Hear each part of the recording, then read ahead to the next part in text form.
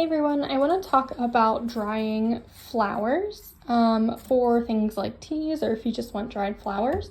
All you need is some twine or rope of some kind.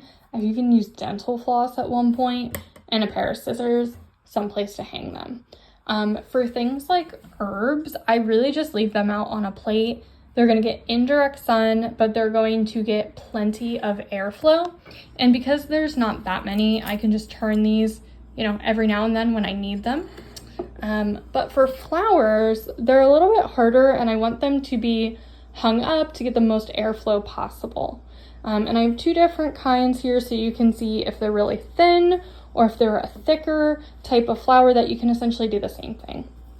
So the first thing I'm going to do is kind of separate them into my piles that I want to hang. I could hang all of this at once. This is a good size.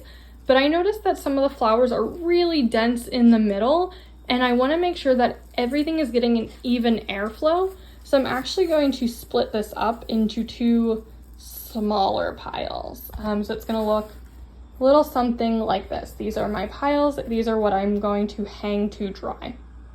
Next thing I do, and this is totally personal preference, is I'm going to strip some of these leaves off of the stem so that the twine is not caught around the leaves, because once they dry up and they fall off, my rope, whatever I'm using, can then slip. So I'm going to strip the leaves off of these, and things like my lavender, I don't really have much to strip off here, so we're pretty good there. Okay, so they're done. We now have bare stems to work with. I don't have to take all the leaves off, but just where I'm going to tie the rope. And I'm going to compost these.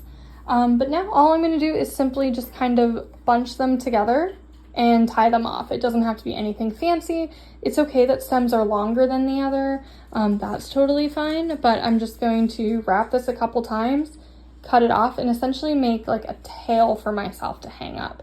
And you'll see what I mean. There's also not one end-all be-all way of tying this. So this one has one single big hang left, and that's because I took the string, wrapped it around, and then tied it off at the end. I find this the best for if you're just hanging it by yourself, like if you have something to hang off of. Whereas this one, I have two arms because I left a little bit of the tail from the beginning. And I find this best if you don't have something and you need to maybe make a loop around, now you have a loop opening to hang dry if you don't have something like a clothesline or something like my appliances up here to hang off of. So let's go downstairs and you can see what a single flower stem just hanging by itself you can do. Okay, and now that they are all hung up, the roses are going to come down, but you can see that all I had to do was pin the stem with a clothespin. Super easy. The ones with the loops were a little bit easier to attach. And then if I just have one string, I just need to go ahead and pin them with a clothespin. So that's how you can wrap your flowers in order to dry them for things like teas, potpourri, anything you really want to use dried flowers with. Decoration even. So thanks everyone. See you later. Bye.